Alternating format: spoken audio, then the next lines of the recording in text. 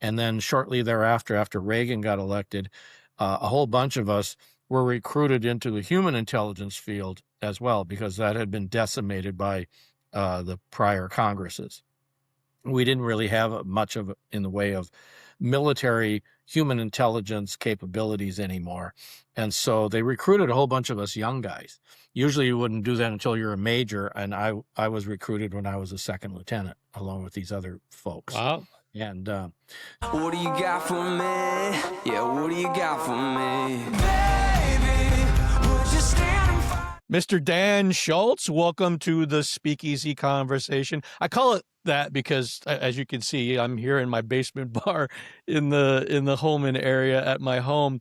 But I wanted to, before we jump into our conversation about what's going on up the road there in Buffalo County, I do want to take a minute and just remind the audience, it takes a lot of coffee to keep this operation running here, folks.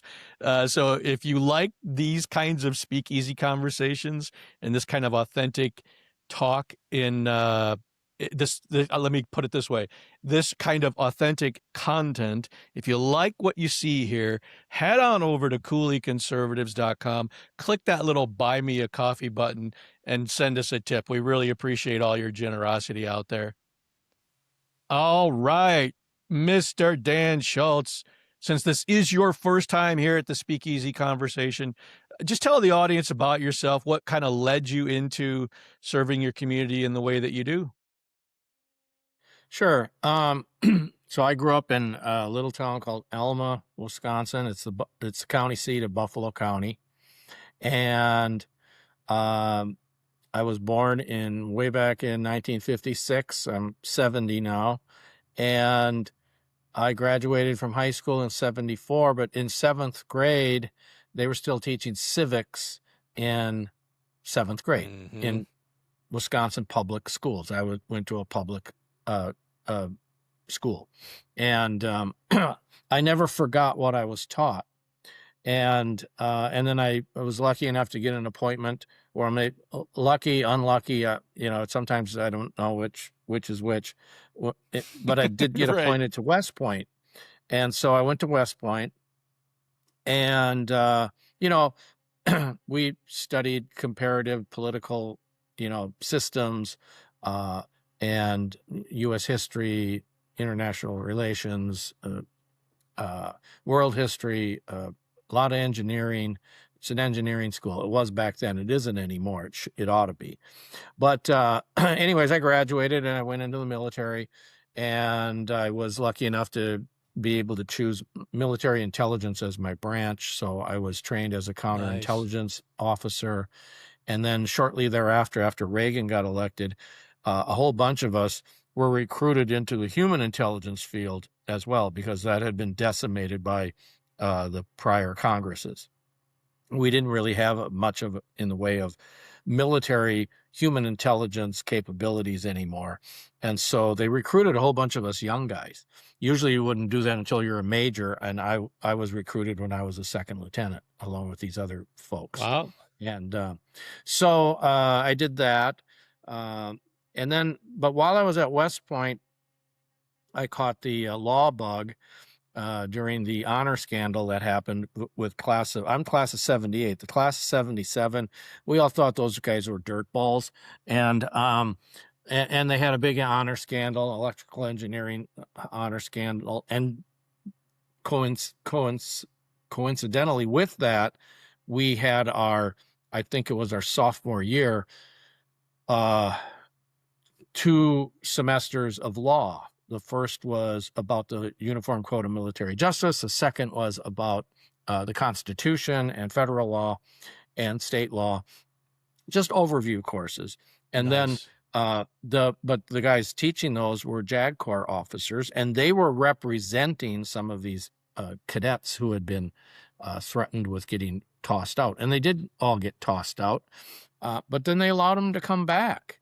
and that was very controversial. So anyways, in talking to these lawyers, we would do our coursework, and then the last 15 minutes or 20 minutes of the course that day, they'd talk about what these cadets were going through and the pressures that were being put on these lawyers. So that kind of caused me to think, I think I'm going to go to law school eventually. So I did. And so I went to law school after my 5 years and 3 months on active duty, but I stayed in the reserves. And, I went back to DC for during a leave of absence from law school because I was offered a job. And, I was writing my congressman even when I was on active duty, and I was thought I was involved in politics the way I should be. And then when the assault weapons ban passed, I started the Lawyers Second Amendment Society with 2 other lawyers, and we had a newsletter. And, oh, nice. And we did cases, and I was an attorney in Los Angeles, and but I never really got involved in the Republican Party, despite the fact that my teacher told us. Okay, at the end of the first semester, he told us that was the first semester they taught us about the political parties and how they worked. And at the end of the course, I remember him telling us, and I've asked some of my classmates, do you remember him telling us this stuff? And none of them remember it, but I remember it. And he said, listen, it's 1968 and 1969. So that's way before your time. But there was a lot going on in the United States in 1968 and 1969. Oh, yeah, that's right around the time my dad was going to Vietnam. Yeah, exactly. The Vietnam War was going, the Vietnam War protests, the assassination of Martin Luther King, and on and on and on. Riots, but here in Buffalo County, little Alma, Wisconsin, is idyllic. But he told us, he said, listen, if the country ever gets into a real political quagmire, it will have happened because we allowed these people to hold the levers of government, these elected public servants who were bad, and they have to be replaced. And the way to do that is through, you pick your political party. And back then the voting age was not 18, it was 21. So he said, when you become 21, if the country ever gets into a real political quagmire, I've equipped you now on what to do. What you need to do is you need to get involved in party politics. Pick a party. The Wisconsin Blue Book at that time had in it, and we used it in class, they had a chapter on the political parties. They don't have that anymore. Wow. Why do you think they don't have that anymore?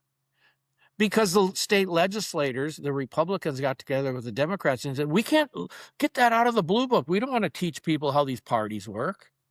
And back then it was just like it is now in Arizona, because I haven't gotten to getting to Arizona, but I'll get there. When I got to Arizona, I got involved finally in party politics. But I got to tell you a little bit more about 7th grade and what he told us, and then I'll get on to Madison, which is a world unto itself. It's a sea. It's Planet a sea Madison. Yeah, it's an island of insanity surrounded by normalcy, It's just there you go. Crazy. But he told us, he goes, I've told you what to do now. What you've got to do is you've got to pick a political party and then make sure that all those bad people that have an R or a D or whatever after their name on the ballot in the primary don't win their next primary. And I've taught you how to do that. Right. And back then we had elected precinct committeemen in the wards. We don't in Wisconsin anymore. The system that we had in Wisconsin back then was very similar to what is still existing in Arizona, where you get elected on the ballot to become a precinct committeeman, and each precinct can have X number of precinct committeemen, and then you're the liaison between the Republican voters or Democrat voters, whatever the case may be, and the party apparatus. But see, we don't have a system like that in Wisconsin anymore, and we need to get back to it. So then I got to Los Angeles, and I never joined the party, but I helped out on political campaigns, and We proved that Susan Brooks had her election stolen way back then by Jane Harman. But the Constitution says the body that determines who are members from each state in the U.S. House it's the U.S. House. And despite proving that Jane Harman had stolen the election, they still seated Jane Harman because it was controlled by Democrats at that time. So then I got involved in the Second Amendment, but I never got involved in the Republican Party of California because, believe it or not, back then, this is now I'm talking about 1989 when I got to California. In 1989, well, we had several. Reagan had been governor. Duke Majan was governor when I got there. Pete Wilson then became the governor. After that, it was Schwarzenegger. But then eventually I moved to Arizona. And when I got to Arizona, I thought, well, I don't have to get involved in Arizona because now I'm living in Goldwater country. Well, then things really got bad around 2007 with the illegal immigrants, the illegals from Mexico. They were raping our kids. They were getting into all sorts of car accidents. You know, they were here illegally, and nobody seemed to want to do anything about it. But we did have a very conservative district attorney in Maricopa County, and I thought, God, I got to do something. So I found out that a border militia was being created. We were going to go down to the border and just observe. And we have radios and, of course, carry sidearms because Arizona's you need self-defense. Constitutional carry state, just like Wisconsin is now. And so I went to an organizational meeting out on the west side of Phoenix. And there was a nice young man who stood up and said, there's another thing that we could be doing, and it's politics. And the Republican Party has all sorts of vacant volunteer positions at the precinct. Well, ding, ding, ding. I knew exactly what he was talking about. But see, I thought I had moved to Goldwater country, and the Republican Party was 100% strength and had flush with money. And it turned out it wasn't even close. It was at 25% strength. When I got to my first meeting, and I had to call and call and call. And the internet didn't exist then. This was 2007. There were no websites for the party. I had to make phone calls and phone calls to the state party headquarters. Where do I go? What do I do? I had just moved to Arizona. I'd been commuting back and forth for about 5 years. So that's a long story. We don't need to talk about that. But I moved my family over to Arizona. And so, and now I became an Arizona voter, okay? And, but I was still working primarily over in California. And so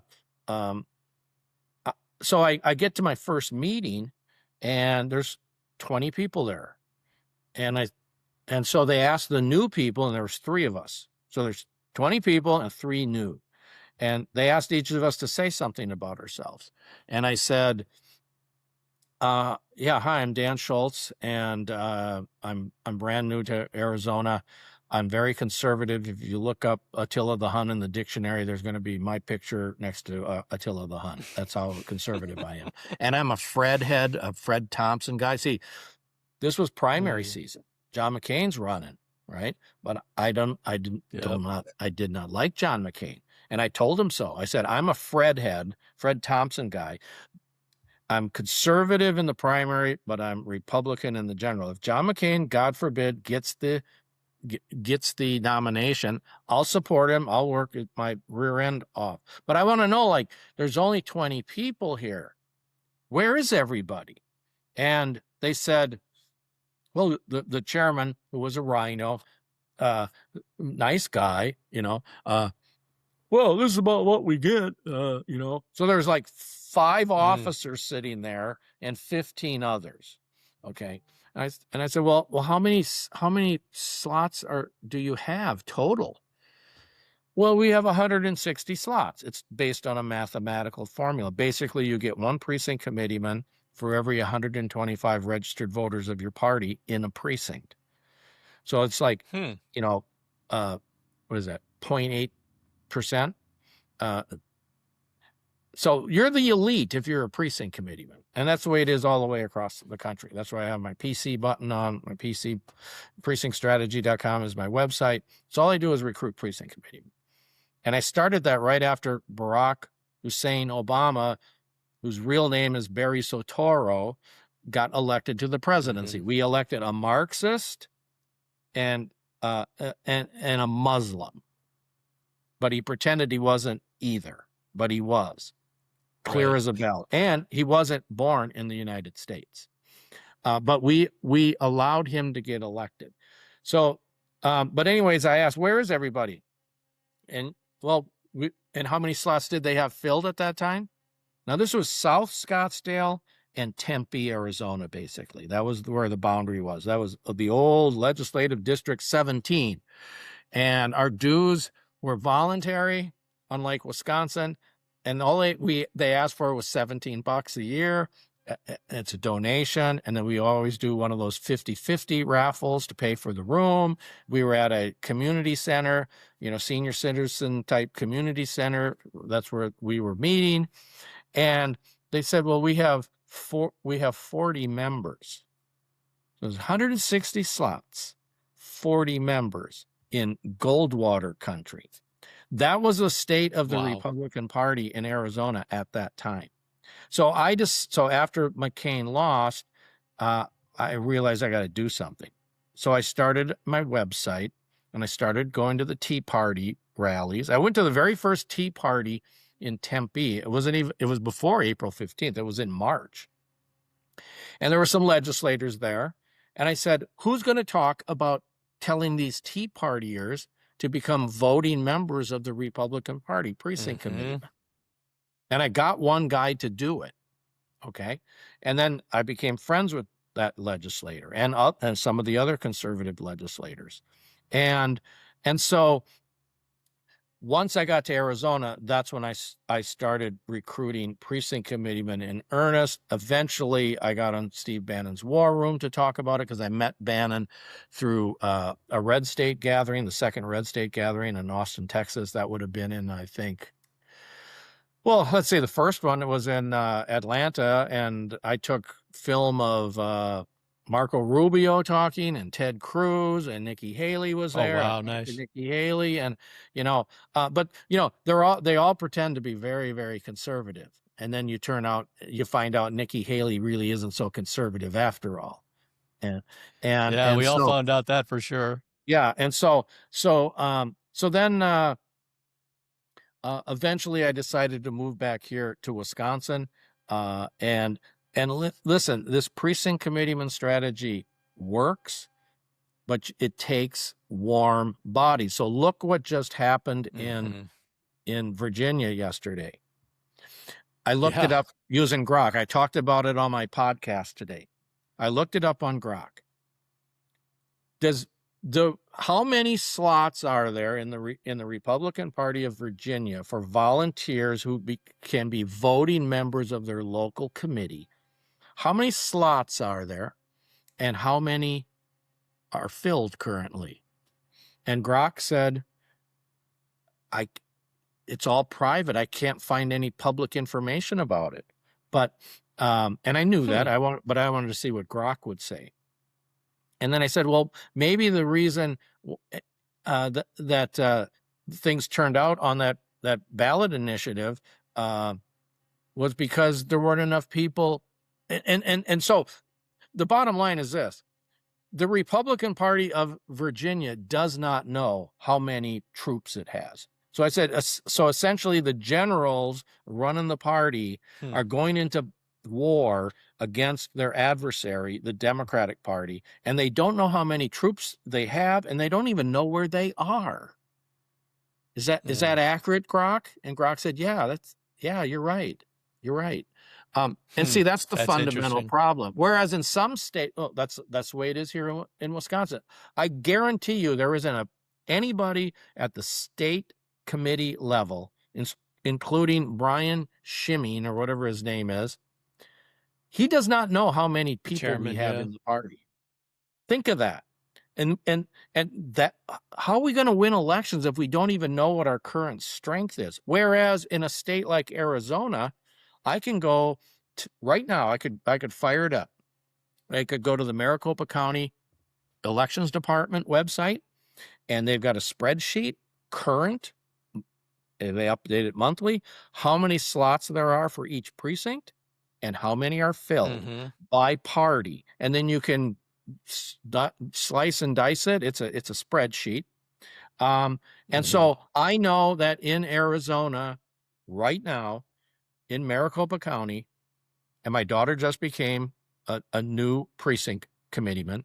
She's the only one in her precinct. There's 10 slots. She's the only one. The 2 that were existing, wow, decided they didn't want to do it anymore. In Maricopa County, ground zero for stealing elections, the Republican Party is at less than half strength. Texas, they have a system similar to Arizona. I looked it up. On March 3, their primary election day, 56% of theirs is different than Arizona. They have really small precincts, and each precinct gets 1 precinct committeeman per party. 56% of the precincts didn't have a candidate. Only 44% of their slots got filled. And the percentage of slots that for the Republican side of the House that had more than one candidate where they were actually going to have to take a vote was about less than 10%. So 56% of the troops, billets basically, are vacant in Texas. So what was the voter turnout in the Republican primary? Well, they don't have, again, in Texas, you can't register, just like in Wisconsin, which is stupid. You can't register with a party. You can't say, I want to be identified as a Republican so I can vote in the closed Republican primary. We don't get we have all kinds of shenanigans happening in our primaries. Yeah. So in Texas, I looked this up.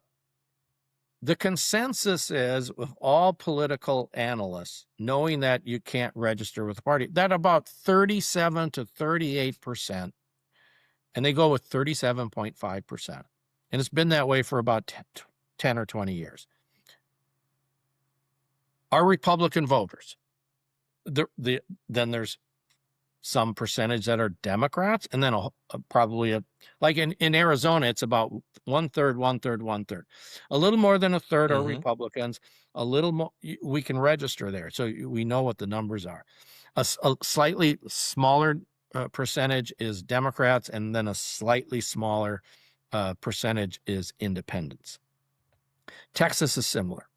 So assuming that 37.5% of the people who cast ballots were Republicans, the turnout of Republicans in this very important, sort of like bellwether, real conservative Ken Paxton versus fake conservative John Cornyn incumbent was a whopping 32%. Oh my. 32%. And Cornyn survived because in Texas, to win a primary, you have to get a majority. He didn't. Cornyn got. They have to have the runoff. Yeah, so they got to have a runoff. May 19th, I believe, is the date.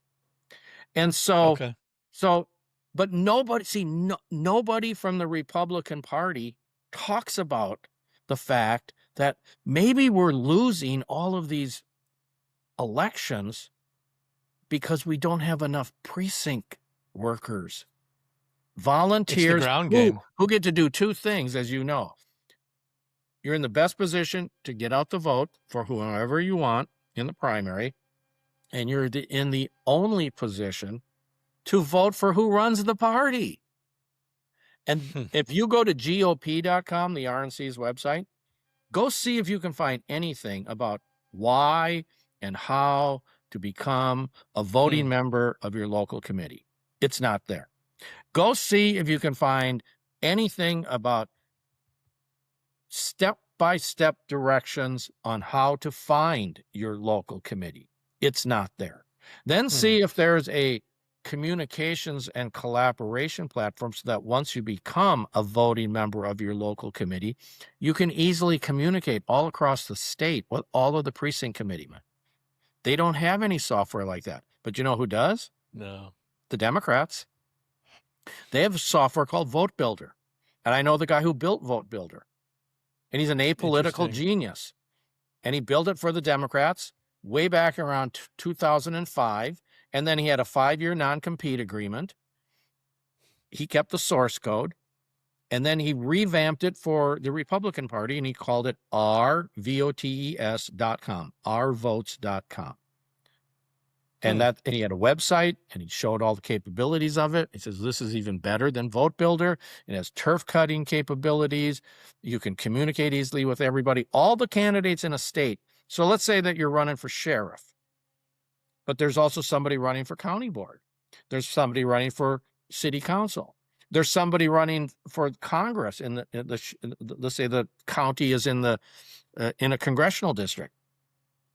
Somebody running for Congress, and then of course the U.S. Senate race, and the governor race, and the statewide. Well, what happens right now when we have elections, in the primaries and in the general? Every one of those candidates is going out and spending all sorts of resources trying to get people to vote for them.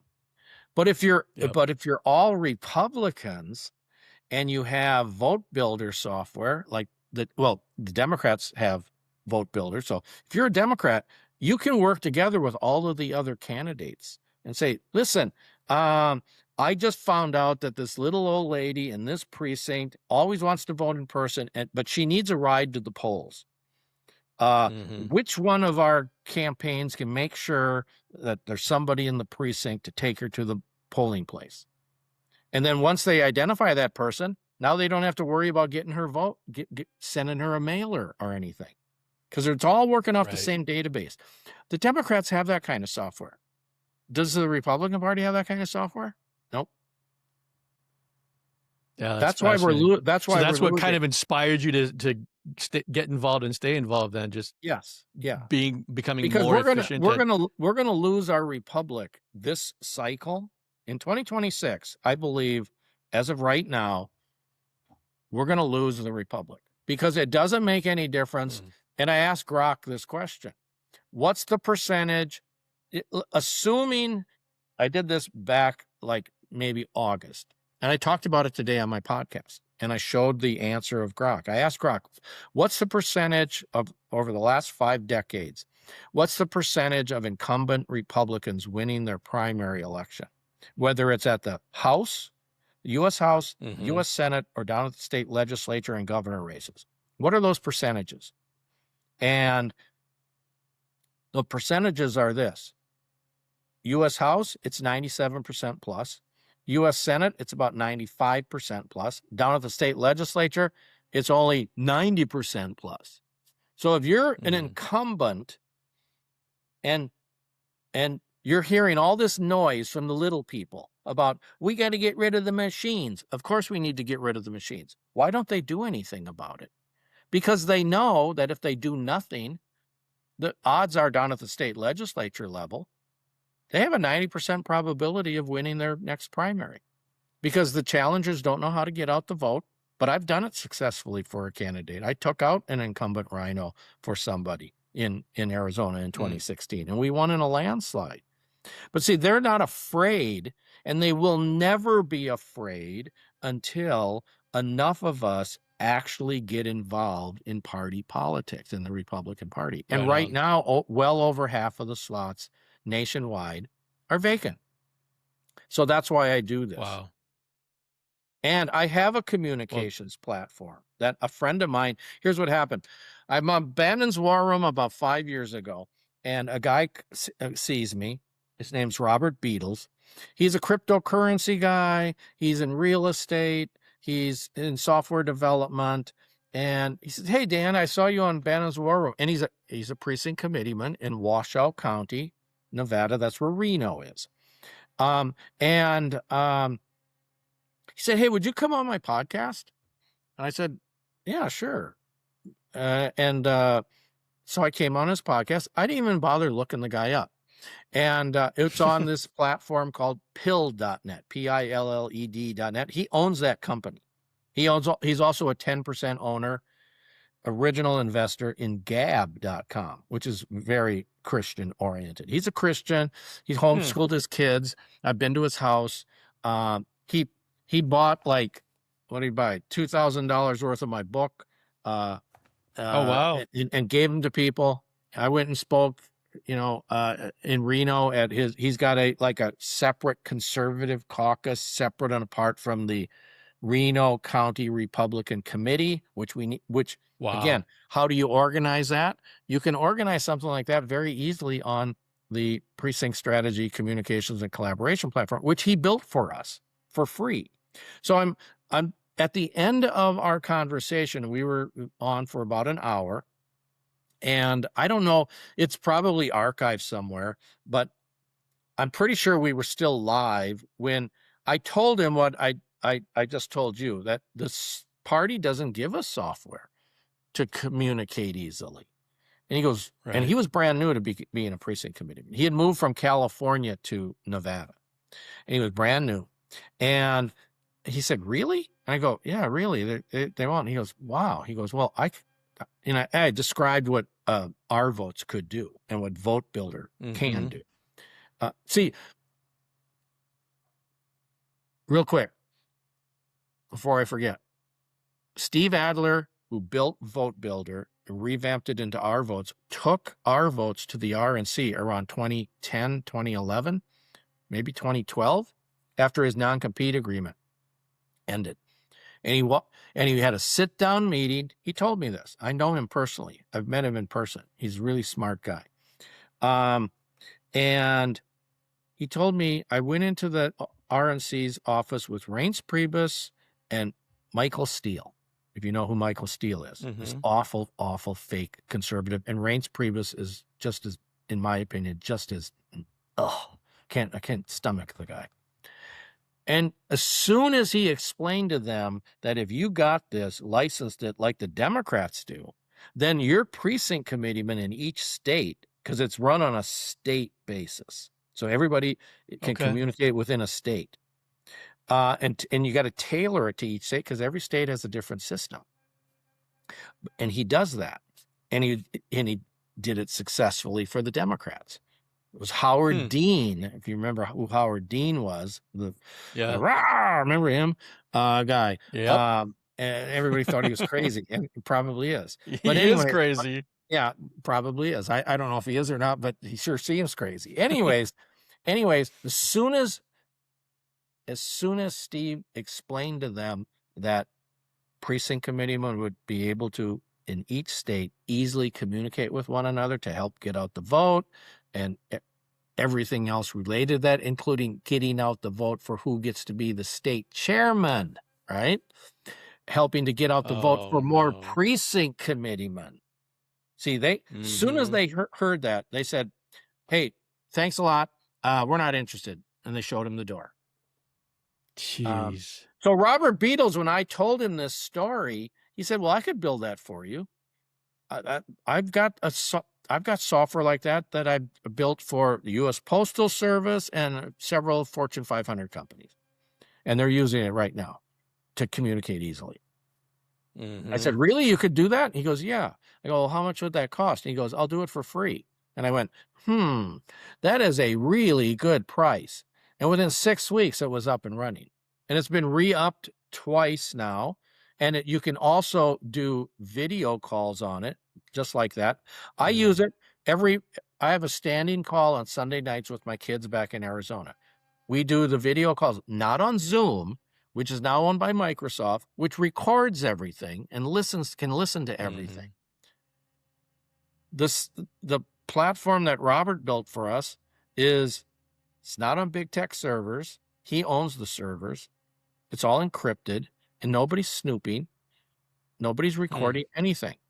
And so we could be using it. We have already about almost 17,000 people on it over all across the country. Every state has a default chat room. You can make public chat rooms, private chat rooms. You can share documents. You can do anything and everything on. And so that exists. So all the pieces are in place for the precinct committeeman strategy to succeed, except the missing ingredient. Like if you're going to, like the recipe for the precinct committeeman to succeed has a key fundamental missing ingredient. We have the communications and collaboration software. We have my website that explains what to do. I do my podcast, which is every day I explain what the precinct committeeman strategy is. And the only reason I'm doing it anymore is because my daughter asked me to do it, to continue doing it, because I quit on December 26th. And then when I told her when I was visiting there, she said, Dad, I think you should do them some more. So I'm doing it for her. And now she's a precinct committeeman in Arizona. Nice. But like if you're going to make beef stroganoff, what's the key ingredient?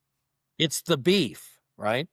Or if you're going to make hamburgers on the grill, what's the key ingredient? You got to have, where's the beef? You got to have the beef.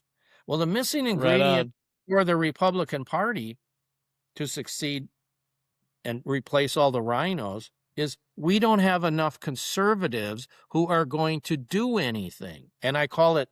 We need more butts in seats. Yeah. And I call it CPPPDS. This is the malady that conservatives suffer from. CPPPDS. What is that? Conservative Political Party Participation Deficit Syndrome. And there's only one cure for it. It's the individual conservative. What do they do all day? They're on Twitter all day, every day, thinking, oh, if I just do more on Twitter, somehow, somewhere, somebody is going to do something to change the issues, the outcome of the issues that I care about. And that's really stupid and ignorant. There's only one way to... that's interesting. This morning I was talking to my wife about this very problem. And I said, I think probably what I'll start doing every week on my podcast is reminding everybody that Sir Edmund Burke quote, the only thing necessary for evil to triumph is for good people to do nothing.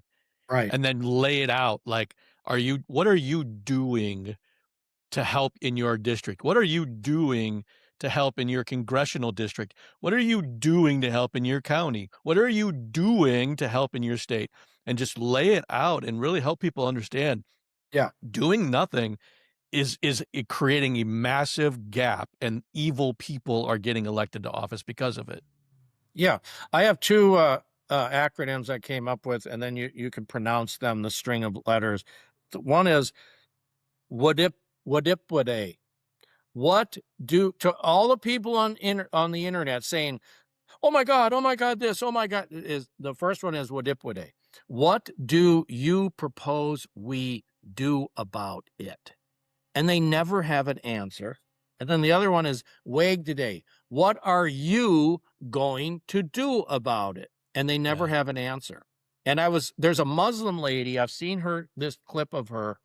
And she's she's short, she's, middle-aged, she's ex-Muslim, she's in the United States. She's trying to tell everybody about what's coming with these Muslims in the United States, just like it's happening in Europe, everywhere.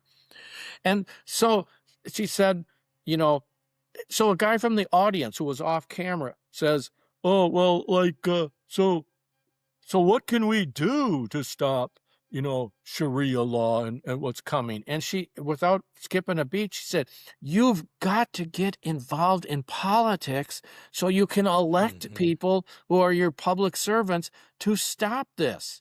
Because we, the people, can't stop it by yelling and screaming at them. We have to replace them all. We have to replace them all. It doesn't happen when you're sitting on your couch. You have to get out and do something. Yeah.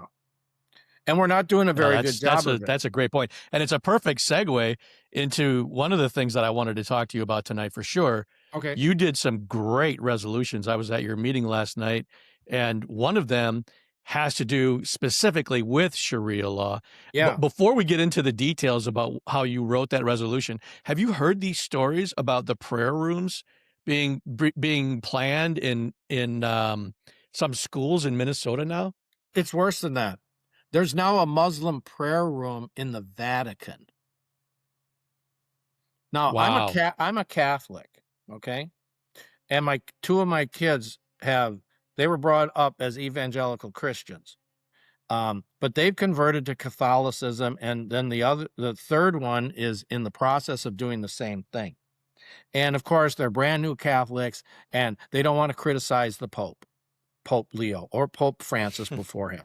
Those two guys are communists, and it's been proven, okay? But they made it to Pope, and so the Pope isn't my holy man. God is my holy man. And so, what you're talking about in Minnesota, yep, it's happening all over. It's happening everywhere. If you go to any airport, just about any airport, there's a Muslim prayer room. Yeah. And a place to wash their seen it in feet, and the Minneapolis. corporations are doing it now. And we've got to put a stop to it. But who can put a stop to it? The only people who can put a stop to it are the people who have the levers of government in their hands. And the people that we currently have aren't doing a thing at all levels of government. The U.S. House, the U.S. Senate, the state legislatures, and they're also not doing a thing to get rid of the machines. I think I don't know if I mentioned it the other night at our county committee meeting, and I call it a committee meeting. It's not. We don't even have committees. We're basically clubs, Republican clubs, and we're not following the statutes. And we should be. And the only people who are going to force that are people like you and me learning about it, and then getting enough people to say, helping enough to educate and amplify it. Yep. Yeah. So we got to keep doing it. But we're losing the country, and I want to stress this again. I am not optimistic. I asked those questions of Grok with the percentages, and I said, what happens if there's no increase in precinct committeemen? What's going to happen based on history, the outcome of the midterm primary elections?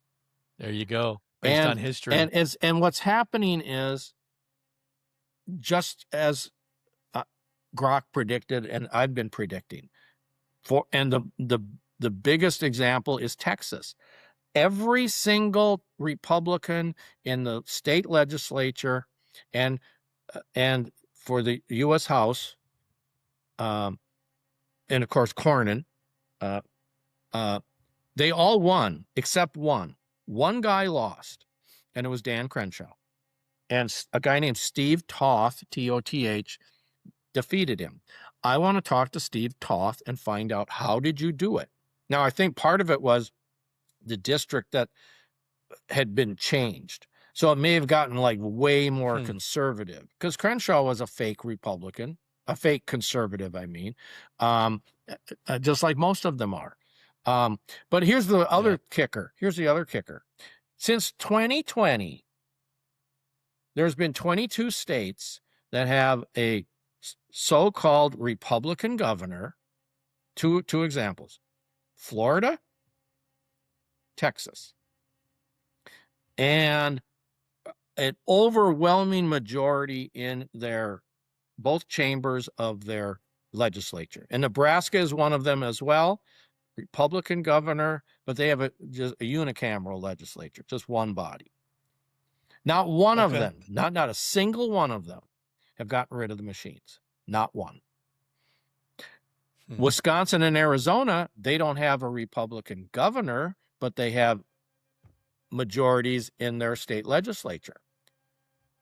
Why haven't they gotten rid of the machines for the federal elections, which Article 1, Section 4, Clause 1, the times, places, and manner of the elections for the federal offices shall be determined by the legislature of the states thereof? Why haven't they done it? I'll tell you why. They're not afraid of losing their next primary. It's that simple. That's why. And until we get more conservatives into the Republican Party everywhere, and we can say to them, I can tell people, look, when I pick up the phone and call a legislator, whether it's a state legislator or a U.S. House member, like David Schweikert was my representative for a while. Well, he knows I'm a precinct committeeman. I've got his cell phone number. He missed a vote when he was a freshman congressman. I called his cell phone, and no, I actually didn't do that. I didn't call his cell phone. He called me on his cell phone because he's got my number. I called his local office and I said, hey, I just saw on C-SPAN David missed a vote on the floor, and it was something really important. Why? I want to know why. Within 3 minutes, he called me and he said, Dan, I'm so sorry. I was out in the lobby, working on something else. I was supposed to be in there. I blew it. It won't happen again. I'm sorry. I'm sorry. I'm sorry. Now, why did he call me?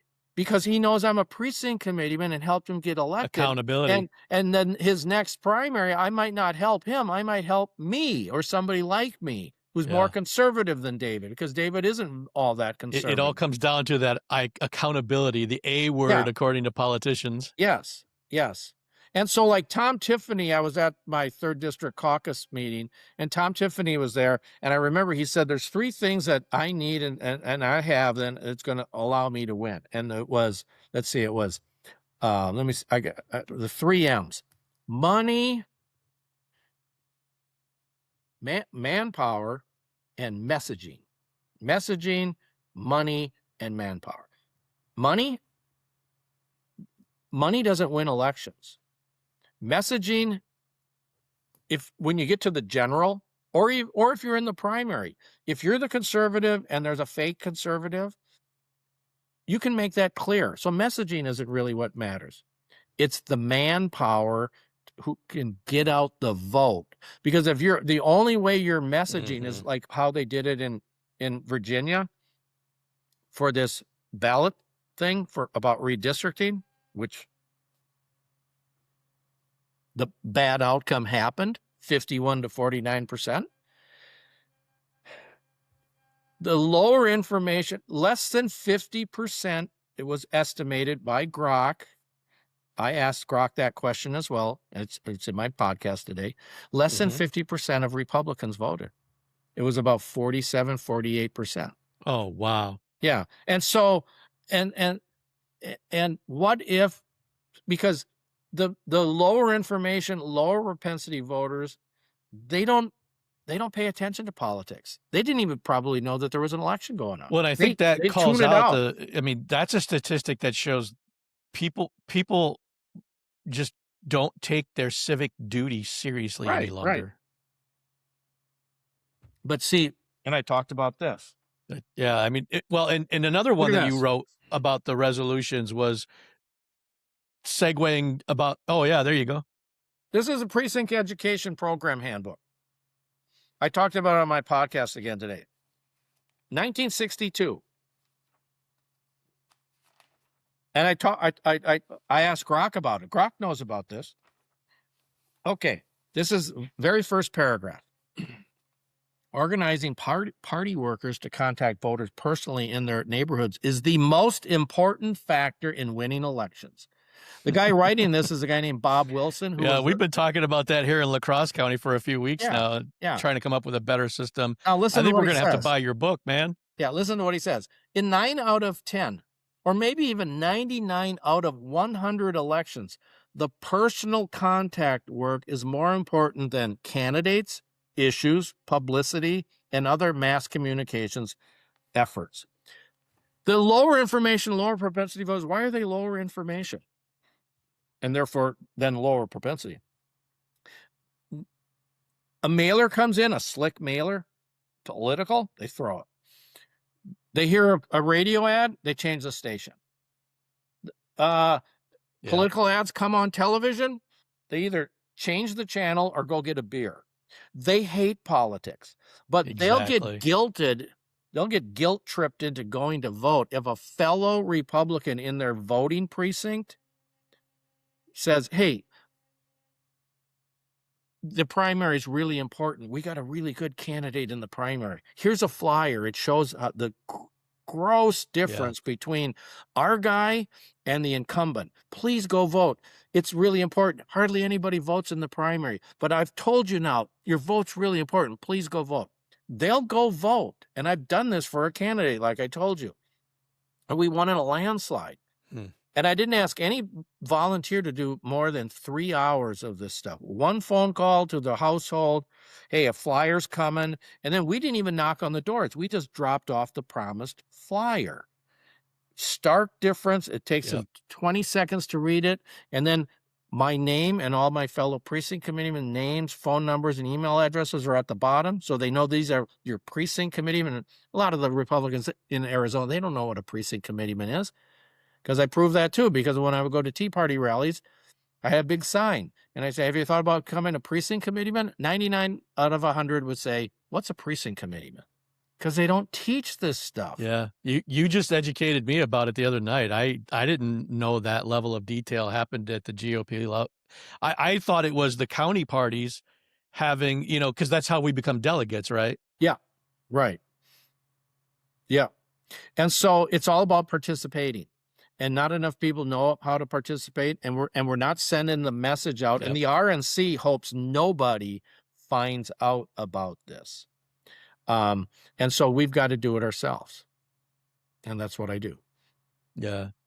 Well, and I know we talked a little bit about accountability. One of the resolutions that was passed unanimously last night at Buffalo County was about accountability for the Russiagate thing. Yes. I would love for you to tell the audience about that resolution and what outcomes you expect to see with it.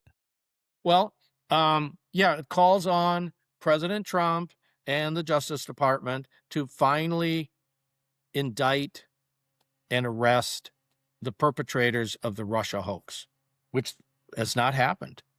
And that's, it was a long one, and there was some detail in it, and basically said, look, Tulsi Gabbard has laid it all out.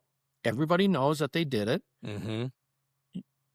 It'll happen again unless somebody goes to jail. And they should all go to jail. And it's even worse than that. It's treason. They should be convicted and be hanged. That case can definitely be made. Yeah. And so today I was super busy, but I've got them. And what I'm going to do now is I got to change the wording a little bit because it was postponed and 3 meetings. So finally we took a vote last night, 9, 9, and 9. I think there were 12 voters there. So I think 3 abstained and didn't vote, but all votes were for. Okay. So 9 out of 12, because I did a head count. And so now what I'm going to do is I'm going to put it on the communications and collaboration platform. And so others can have the Word document, and then they can download it and change the wording. I have cohorts all around the country. I'm going to tell them all about it. And then tomorrow on my podcast, I'm going to talk about these resolutions. This is the way to get the attention of President Trump. The way to get the attention of President Trump is, I talked about it last night. One way is write him a $10 million check to a PAC or something. Right. I don't have $10 million. Most people don't. There's another way, the little people way. We got to get organized and united politically in the best way, the best place, and the best time possible. That's in our respective local Republican Party committees. And then we've got to communicate with everybody all across the country via this communications and collaboration platform. When we do things like these resolutions, let everybody know about it, because it happened 2 years ago with the Ban the Jab resolution, which we also passed. It started in Lee County, Florida, about 22 or 23 counties in Florida eventually, last I heard, also passed one. And the way it works with resolutions, your bylaws determine what kind of resolutions you can have. So you can't do resolutions everywhere. In some places, like in Arizona, they have to be 250 words or less, has to go out in the call letter, and on and on and on, stuff like that. Okay, but you got to learn all that stuff. It's in the bylaws. And then we got the Idaho Republican Party state committee to pass one in some counties in Idaho. I got it passed in Arizona at my legislative district committee inside Maricopa County, Nice. and then also the state presidential nominating convention. We got a version of it passed there as well.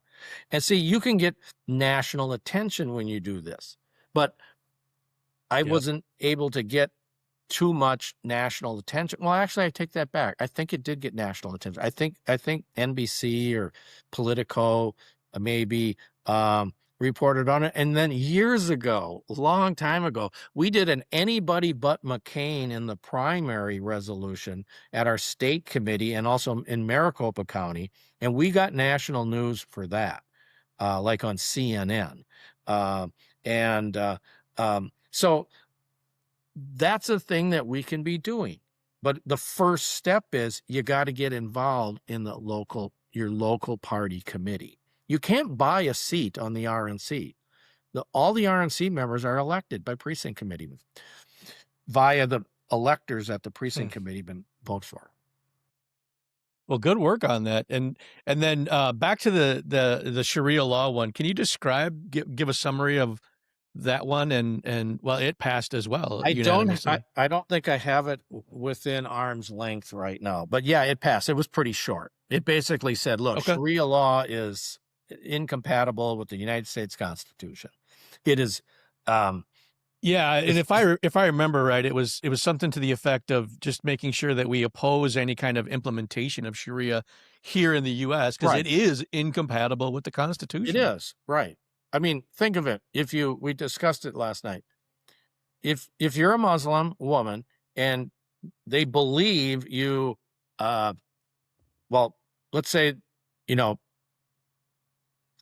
threw a Quran on the ground deliberately. I know people have been stoned to death for that.